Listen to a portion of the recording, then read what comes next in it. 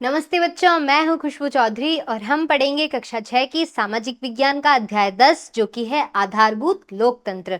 और आज के इस भाग के अंदर हम अभ्यास प्रश्न हल करेंगे। तो आइए शुरू करते हैं पहले प्रश्न से, जिसमें आपसे पूछा गया है, स्वयं परखिए लोकतंत्र का क्या अर्थ है। प्रत्यक्ष लोकतंत्र और प्रतिनिधि लोकतंत्र के बीच में क्या अंतर है। लोकतंत्र का क्या अर्थ है बच्चों? प्रजा का शासन। दूसरा है प्रत्यक्ष लोकतंत्र, जैसा कि मैंने आपको उदाहरण दिया था कि आपको पिकनिक पर कहीं जाना है तो आपका टीचर आपको दो ऑप्शन देगा, दो विकल्प देगा कि पहली जगह जाना है या फिर दूसरी जगह। उदाहरण हमने किसका लिया था? पहली जगह मान लीजिए गुजरात और दूसरा है हिमाचल प्रदेश। तो 10 बच्चों ने वोट दिया कि हम गुजरात जाएंगे और 15 ने वोट दिया कि हम हिमाचल प्रदेश जाएंगे। तो यहाँ पर ज्यादा वोट किसको मिले हैं, ज्यादा मत किसको मिले हैं? हिमाचल को। तो पिकनिक डेस्टिनेशन हो गया फाइनल की विकल्प 2 पर, जो हिमाचल प्रदेश है वहां पर पिकनिक जाएगी। तो ये क्या हो गया? प्रत्यक्ष लोकतंत्र हो गया। प्रतिनिधि लोकतंत्र क्या होता है बच्चों? जहां पर लोगों का जो एक ग्रुप है वो क्या करता है, अपना एक प्रतिनिधि चुनता है और वो प्रतिनिधि आगे उनके संबंधित या फिर इस ग्रुप के संबंधित जितने भी निर्णय हैं, सरकार के जो निर्णय है वो लेता है। तो वो क्या हो गया? लोक प्रतिनिधि लोकतंत्र या फिर जन प्रतिनिधि लोकतंत्र। तो इस प्रश्न का उत्तर आप कैसे लिखेंगे बच्चों? लोकतंत्र का अर्थ क्या है? लोकतंत्र एक शासन प्रणाली है जिसमें जनता के पास शासन करने की अंतिम शक्ति होती है, प्राय निर्वाचित प्रतिनिधियों के माध्यम से। तो बच्चों, भारत की जनसंख्या ही देख लीजिए, इतनी ज्यादा जनसंख्या है। क्या सभी लोग शासन कर सकते हैं? क्या सभी लोग नियम और कानून बना सकते हैं? नहीं बना सकते। तो इसीलिए क्या किया जाता है, ज्यादा आबादी वाले क्षेत्र होने की वजह से हमारे यहाँ पर जन प्रतिनिधि लोकतंत्र स्थापित किया गया है, जिसके माध्यम से लोग अपना प्रतिनिधि चुनते हैं और वो प्रतिनिधि क्या करते हैं? सरकार चलाते हैं या फिर सरकार का हिस्सा होते हैं। तो सरकार किसके माध्यम से बनी? इन प्रतिनिधियों के माध्यम से बनी, जो कि जनता द्वारा चूज किए गए। तो ये प्रतिनिधि क्या करेंगे? उस जनता से रिलेटेड जितने भी नियम कानून हैं उनको बनाएंगे, उनको लागू करेंगे और उनकी अनुपालना करने वालों को दंड दिया जाएगा। और ये शब्द जो है लोकतंत्र बच्चों, वो दो शब्दों से मिलकर बना है। पहला है डेमोस। डेमोस का क्या मतलब है? लोग। दूसरा है क्रेटोस, जिसका अर्थ है शासन या फिर शक्ति से उत्पन्न हुआ है, जिसका अर्थ है लोगों द्वारा शासन। इसको अंग्रेजी में डेमोक्रेसी बोलेंगे। जो दो शब्द है डेमोस और क्रेटोस, इसका मतलब है डेमोक्रेसी। डेमोक्रेसी का हिंदी में मतलब है लोगों के द्वारा शासन, इसीलिए इसको लोकतंत्र बोला गया है। उम्मीद करती हूँ आपको लोकतंत्र का अर्थ अच्छे से समझ आ गया होगा और परीक्षा में अगर आपसे लोकतंत्र का अर्थ पूछा जाए बच्चों, तो आप उसका उत्तर दे पाएंगे। अब प्रत्यक्ष लोकतंत्र की हम बात करेंगे कि प्रत्यक्ष लोकतंत्र और प्रतिनिधि लोकतंत्र के बीच में क्या अंतर है। प्रत्यक्ष लोकतंत्र क्या होता है बच्चों? नागरिक सीधे तौर पर निर्णय लेने में भाग लेते हैं। उदाहरण के लिए पिकनिक स्थल पर वोट देने के लिए कक्षा में हाथ उठाना। ठीक है, याद रखिएगा इसका उदाहरण, पिकनिक वाला सबसे अच्छा उदाहरण रहेगा इसका। दूसरा है प्रतिनिधि लोकतंत्र। प्रतिनिधि लोकतंत्र के अंदर क्या होता है बच्चों? नागरिक अपने प्रतिनिधि चुनते हैं। कुछ प्रतिनिधियों को चुना जाता है जो कि निर्णय लेते हैं और उनकी ओर से कानून पारित करते हैं। इन प्रतिनिधियों को कैसे चुना जाता है? मतदान प्रक्रिया के अनुसार या फिर उसके आधार पर। अब मतदान कौन दे सकता है बच्चों? किनको मतदान अधिकार प्राप्त है? 18 प्लस एज के जितने भी लोग हैं उनको भारत के अंदर मतदान का अधिकार प्राप्त है। ये लोग वोट दे सकते हैं और वोट देकर अपना प्रतिनिधि चुन सकते हैं। और जैसा कि हमने बात की थी, दुनिया का सबसे बड़ा लोकतंत्र है भारत और 2024 के डेटा के अकॉर्डिंग लगभग 97 करोड़ लोगों ने मतदान दिया था। तो प्रतिनिधि लोकतंत्र क्या हुआ? नागरिक अपने प्रतिनिधि को चुनेंगे और निर्णय लेंगे और उनकी ओर से कानून पारित करते हैं। उदाहरण के लिए भारत के अंदर विधानसभा सदस्य जिनको एमएलए बोला जाता है और संसद सदस्य जिनको एमपी बोला जाता है, उनके निर्वाचन की जो प्रणाली है उसके अनुसार हम देख सकते हैं किस तरीके से प्रतिनिधि को चुना जाता है इस लोकतंत्र के अंदर, भारत के जनप्रतिनिधि लोकतंत्र के अंदर। अब हम दूसरे प्रश्न की ओर बढ़ेंगे, जहां आपसे पूछा गया है सरकार के 3 अंग कौन से हैं। यहाँ पर हमें सरकार के तीनों अंगों के नाम लिखने हैं और उनकी क्या अलग अलग भूमिकाएं हैं। जैसा कि हमने पाठ में पढ़ा था, सरकार के 3 अंग कौन कौन से बच्चों? सबसे पहला विधायिका, जो कि कानून बनाता है, दूसरा है कार्यपालिका जो कि कानून लागू करती है, तीसरी है न्यायपालिका जो कि न्याय सुनिश्चित करती है। तो ये तीनों क्या है, सरकार के अंग है और इन तीनों की कुछ भूमिकाएं हैं जिनके बारे में अब हम बात करेंगे। तो आप उत्तर किस प्रकार से लिखेंगे, पॉइंट वाइज आपको सारे उत्तर लिखने हैं बच्चों, ताकि आपको एग्जाम में अच्छे मार्क्स मिले। उत्तर का एक सुनिश्चित रूप से आपको उसको सुचारू रूप से लिखना है ताकि टीचर को समझने में भी आसान हो और आपने जो लिखा है वो उसको अच्छे से समझ भी आए। तो विधायिका क्या होती है बच्चों, कानून बनाने के लिए जिम्मेदार होती है। कानून किसके द्वारा बनाए जाते हैं, विधायिका द्वारा। और अद्यतन करने या फिर हटाने की जिम्मेदारी भी किसकी होती है, विधायिका की होती है। कोई भी ऐसा कानून जो कि लोगों के हित में नहीं है वो विधायिका हटा सकती है, या फिर कोई नया कानून बनाना हो बच्चों तो वो भी विधायिका की जिम्मेदारी होती है। जैसा कि हमने साइबर क्राइम के बारे में पढ़ा था, जब से डिजिटल तकनीक ज़्यादा विकास हुआ है डिजिटल तकनीक के अंदर, तब से साइबर क्राइम या फिर साइबर क्राइम के जो नंबर है वो ज़्यादा बढ़ गए हैं।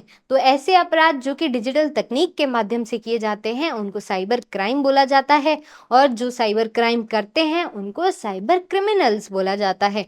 तो उसके रिगार्डिंग कुछ नए कानून प्रेषित किए गए थे। तो इसलिए हम ये कह सकते हैं कि विधायिका की जिम्मेदारी है कानून बनाना, कोई कानून निरस्त करना या फिर कानून में बदलाव करना और नया कानून प्रेषित करना। तो ये सारे कार्य किसके अंतर्गत आते हैं, विधायिका के अंतर्गत आते हैं। दूसरा है कार्यपालिका, कानूनों को लागू करना और कानून व्यवस्था सुनिश्चित करना। कानून तो बन गए, उनको लागू कौन करेगा, कार्यपालिका उनको लागू करेगी। अब अगर राज्य के मुखिया की अगर हम बात करें तो राज्य का मुखिया कौन होता है, वैसे तो औपचारिक रूप से प्रमुख राज्यपाल होता है, लेकिन वास्तविक में उसका प्रमुख होता है मुख्यमंत्री। तो राष्ट्रपति, प्रधानमंत्री और मुख्यमंत्री, राष्ट्रपति और प्रधानमंत्री राष्ट्रीय स्तर पर, संघ स्तर पर, और मुख्यमंत्री राज्य स्तर पर। मंत्री, पुलिस जैसी प्रवर्तन एजेंसियां इसमें शामिल है जो कि कानून को लागू करना सुनिश्चित करती है। अब कानून लागू भी हो गए, कानून की पालना करना कौन, उसकी अनुपालना कौन करेगा, या फिर ये कौन सुनिश्चित करेगा कि सभी लोग उस कानून का पालन कर रहे हैं या फिर नहीं। तो ये कार्य आएगा न्यायपालिका के अंडर। न्यायपालिका कानूनों की व्याख्या करेगी, विवादों का समाधान करना और न्याय सुनिश्चित करना न्यायपालिका का काम है। और ये विधायिका और कार्यपालिका द्वारा लिए गए निर्णयों की वैधता की जांच करता है कि जो निर्णय विधायिका ने लिए हैं या फिर जो कानून विधायिका ने बनाए हैं, जो आरोप लगाए हैं कार्यपालिका ने, वो सच है या फिर नहीं है। इसकी जांच भी कौन करेगा, न्यायपालिका। तथा यह निर्णय देता है कि कानून निष्पक्ष और संवैधानिक है या फिर नहीं। कानून जो है बच्चों वो हमेशा हमेशा निष्पक्ष होना चाहिए, तो इसकी जांच कौन करेगा, न्यायपालिका इसकी जांच करेगी कि कानून निष्पक्ष हो और दूसरा संवैधानिक हो, संविधान के अनुसार हो, संविधान के अंदर जो कानून नियम बनाए गए हैं उसके अनुसार हो। और अगर नहीं है तो फिर क्या करना है, ये सभी निर्णय न्यायपालिका लेती है। तीसरे प्रश्न की ओर बढ़ते हैं। भारत के परिप्रेक्ष्य में हमें त्रिस्तरीय सरकार की आवश्यकता क्यों है, भारत के अंदर 3 स्तर की सरकार क्यों चाहिए होती है। भारत की 3 स्तरीय सरकार है कौन सी, वैसे स्थानीय स्तर पर स्थानीय सरकार, दूसरा है राज्य स्तर पर राज्य सरकार, तीसरा है राष्ट्रीय स्तर पर केंद्र सरकार या फिर संघ सरकार। याद रखिएगा बच्चों, सबसे नीचे अगर हम पिरामिड में बात करें तो सबसे नीचे आती है स्थानीय सरकार, दूसरे नंबर पर कौन सी आती है, राज्य सरकार, और सबसे ऊपर जो राष्ट्रीय मुद्दे हैं, राष्ट्रीय समस्याएं हैं, वो कौन देखता है, कौन उसका समाधान करता है, केंद्र सरकार या फिर संघ सरकार। याद रखिएगा, राष्ट्रीय सरकार को संघ सरकार भी बोला जाता है। तो इस प्रश्न का उत्तर आप कैसे लिखेंगे बच्चों, कि सरकार के 3 स्तर, कौन से सरकार की हम बात कर रहे हैं, भारत की सरकार की। स्थानीय, राज्य और केंद्र कुशल शासन सुनिश्चित करते हैं तथा विभिन्न स्तरों पर मुद्दों का समाधान भी करते हैं। कौन से 3 स्तर, स्थानीय, राज्य और राष्ट्रीय। पहला नंबर अगर हम स्थानीय सरकार की बात करें तो कौन से मुद्दे हैं, कौन से समाधान हैं जो कि स्थानीय सरकार द्वारा हल किए जाते हैं। तत्काल समुदाय स्तर के मुद्दों को संभालता है, जितने भी समुदाय स्तर के मुद्दे हैं, छोटे स्तर के मुद्दे हैं, उसको स्थानीय सरकार संभालती है, जैसे कि किसी गांव की समस्या या फिर शहर की समस्या। तो गांव और शहर के जो प्रशासन होंगे उसको कौन हल करेगा, उसके बारे में कौन सोचेगा? स्थानीय सरकार सोचेगी। दूसरा है राज्य सरकार, जिसमें कई सारे शहरों और गांवों को प्रभावित करने वाली क्षेत्रीय चिंताओं का प्रबंधन करता है राज्य सरकार।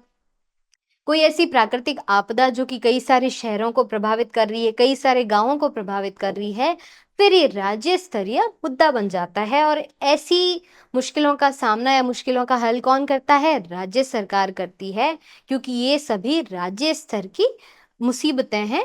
तो इन समस्याओं का समाधान कौन करेगा? राज्य सरकार करेगी। उदाहरण के लिए राज्य के भीतर सार्वजनिक स्वास्थ्य, जितने भी सार्वजनिक स्वास्थ्य है, हॉस्पिटल्स है, कानून और व्यवस्था, ये कौन तय करेगा?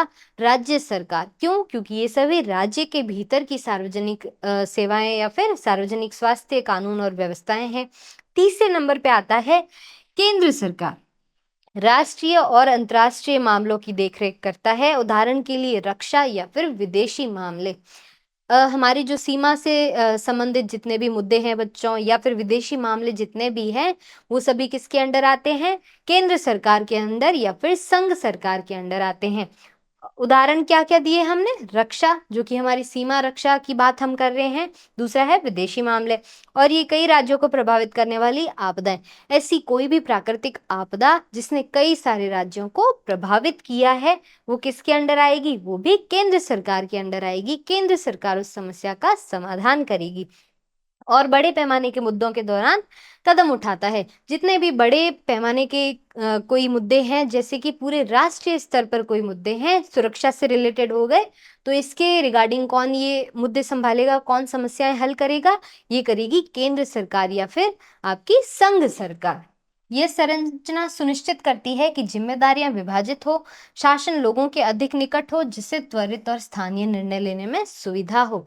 तो ये जो तीनों स्तर है सरकार के बच्चों, स्थानीय स्तर की समस्या, राज्य स्तर की समस्या, राष्ट्रीय और अंतर्राष्ट्रीय स्तर, सारे स्तर की जितनी भी समस्याएं हैं उनको हल करने के लिए स्टेप बाय स्टेप यहाँ पर स्तर दिए गए हैं, जो कि सभी लोगों की समस्या का हल कर सके। तो बच्चों, आज की कक्षा में इतना ही। मिलते हैं एक और मजेदार कक्षा में, तब तक के लिए धन्यवाद।